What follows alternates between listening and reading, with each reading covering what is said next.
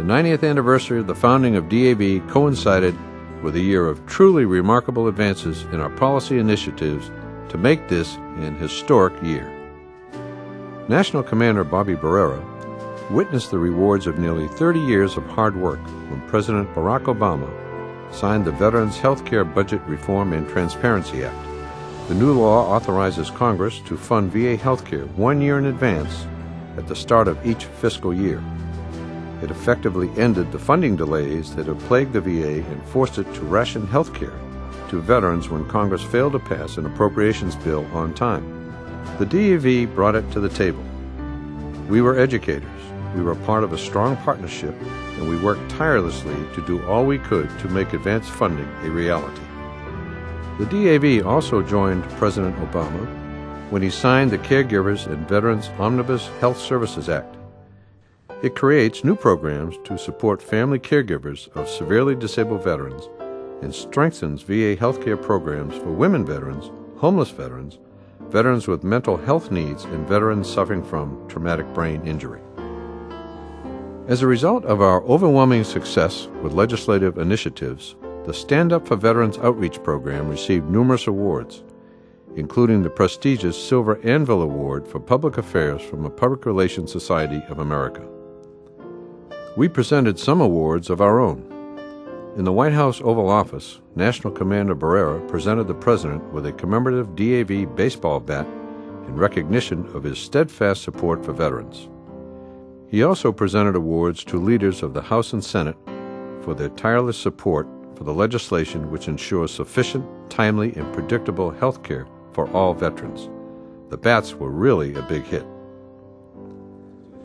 Commander Barrera's leadership was showcased at this year's Midwinter Conference when he emphasized before a joint meeting of the House and Senate Veterans Affairs Committees that revamping the benefits claims process, finding ways to address the thousands of delayed disability claims are key issues that the administration, Congress, and veterans need to resolve.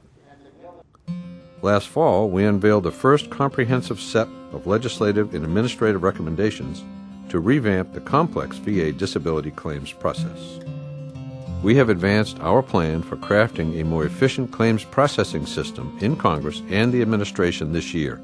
It remains as a top priority issue. Another one of our most exciting events was the first ever virtual March on Washington for Veterans. Thousands of email messages were sent to Capitol Hill demanding the VA's disability benefits process be revamped. We used Facebook, Twitter, YouTube, and other social networking sites to get the word out about the virtual march. More than 30,000 people from every state took part in the online event organized to educate the public about important issues facing disabled veterans.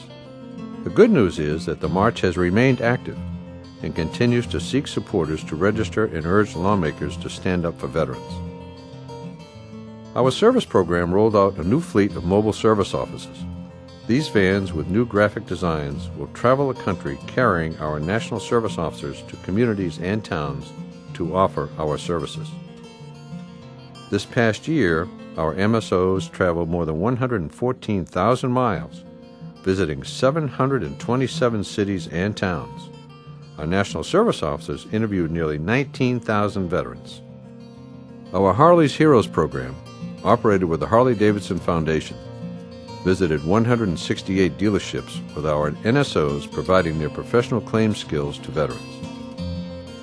More than 200 people visited the DAV at the Veterans Health Fair at the Washington Redskins FedEx Field last Veterans Day weekend. More than 90 veterans met with the team of NSOs available to help them with their VA benefits. Last year, our National Service Officers and Transition Service Officers, all wartime service-connected disabled veterans, represented nearly 250,000 veterans and their families in their claims for VA benefits, obtaining for them nearly $4.5 billion in new and retroactive benefits. Each year, they carry out the DAV's mission in 110 offices throughout the U.S. and Puerto Rico. Our Corps of Service Officers counsel and represent veterans and their families with claims for VA benefits in other government departments. In addition, our National Appeals Officers represented more than 31% of all cases decided by the Board of Veterans' Appeals in 2009. Our voluntary service program was in the limelight again this year when VA Secretary Eric Shinseki boarded a DAV Transportation Network van taking veterans to their medical appointments at the Washington, D.C. VA Medical Center. The Secretary praised volunteers when he announced a summer-long effort to attract more Americans to join community service programs. This past year, we had 14,000 volunteers who offered 2.2 million hours of service to our veterans. Our Transportation Network volunteer drivers provided rides to 743,000 veterans, logging 1.6 million hours transporting veterans a total of 28.3 million miles to and from their VA medical appointments. For 16 years, Richard E. Patterson managed many of the affairs of DAV as Executive Director of National Headquarters.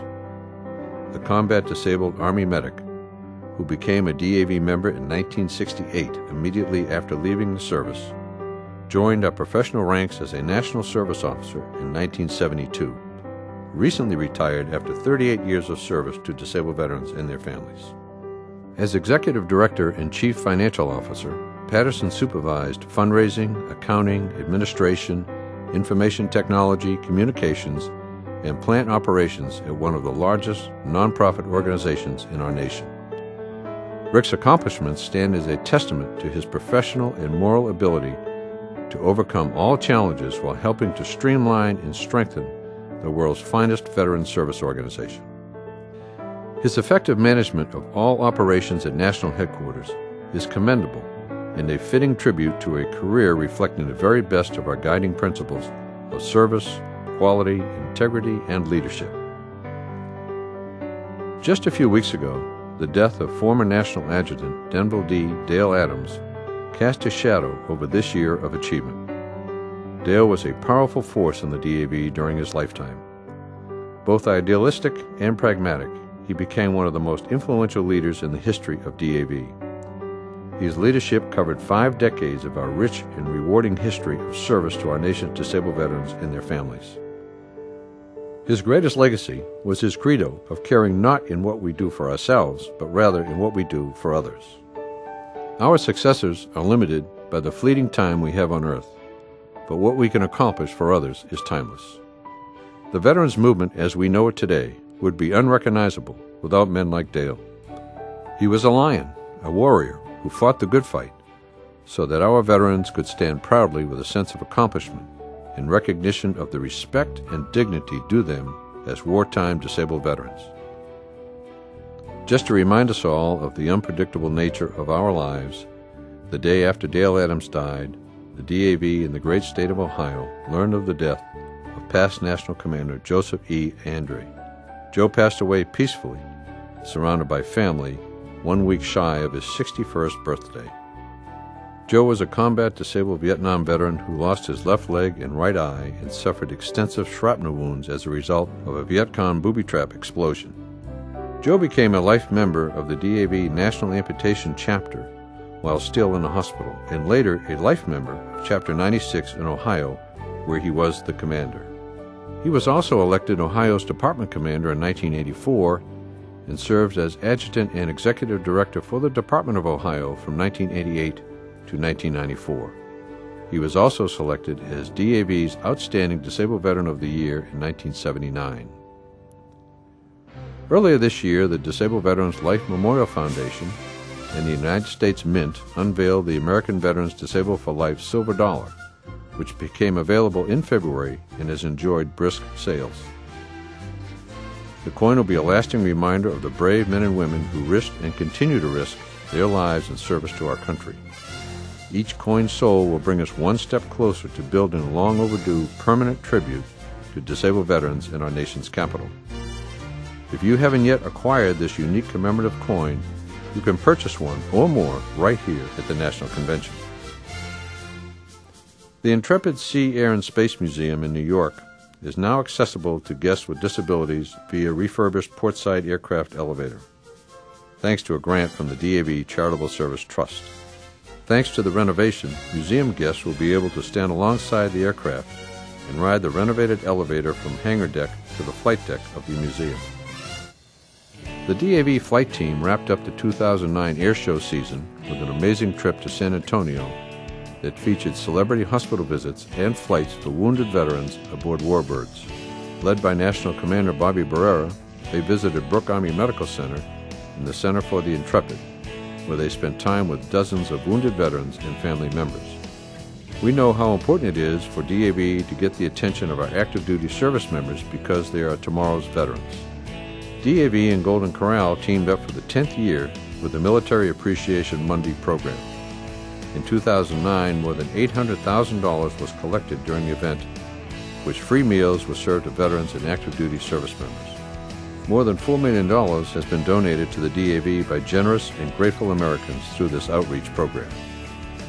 The Heartland Poker Tour and DAV kicked off a new program to salute service members who have sacrificed in our current wars. The Heartland's Heroes program is raising much-needed funds and awareness for our veterans injured in Iraq and Afghanistan. The tour pledged to donate 1% of the 2009-2010 tournament prize pool to DAV, which currently amounts to $100,000 in contributions. After a drawn-out and frosty winter, the long days and first warm breezes of spring brought the DAV Day at the Ballpark program back into action. During the 2009-2010 season, DAV is being saluted at 65 major and minor league games, a new record for participation. Many veterans have benefited with the nearly 2,000 complimentary tickets provided by baseball teams, primarily for sick and disabled veterans from VA medical centers and nursing homes. In addition, DAV worked with more National Football League teams this past season than ever before. 15 NFL teams produced 147 individual player autograph cards. DAV released a new football video, The Great American Team, around Veterans Day last year. The production was based on complimentary NFL and DAV programs for veterans of the current wars in Iraq and Afghanistan. The annual National Disabled Veterans Winter Sports Clinic once again lived up to its billing as Miracles on the Mountainside. More than 400 profoundly disabled veterans attended the event on the slopes of Snowmass Village in Aspen, Colorado. There is no event that compares to what the DAV does in the thin air and rugged terrain of the Rocky Mountains. Lives of veterans there are changed forever. During the week-long event, these veterans conquered the mountains, received physical rehabilitation, and learned vital lessons about future opportunities. The National Memorial Day concert, broadcast live by PBS, is an annual milestone for veterans. Supported by the DAV and Golden Corral restaurants, the program was co-hosted by Gary Sinise and Joe Mantegna. These two acclaimed actors have dedicated themselves to veterans' causes and support for our active duty troops. Hundreds of thousands attended the concert, and millions more at home watched the heartwarming salute to our nation's service members and veterans. For DAV, our 90th birthday became a pinnacle year for service to veterans. But our story is a continuing saga in the support of disabled veterans and their families. It is rather frightening to think of what life would be for veterans without the 90 years of dedicated service from DAV. It is all due to the strength and unity of our members and your commitment to our mission that makes our continued success possible. Congratulations to you for what you've accomplished for making our 90th year a truly landmark moment in time.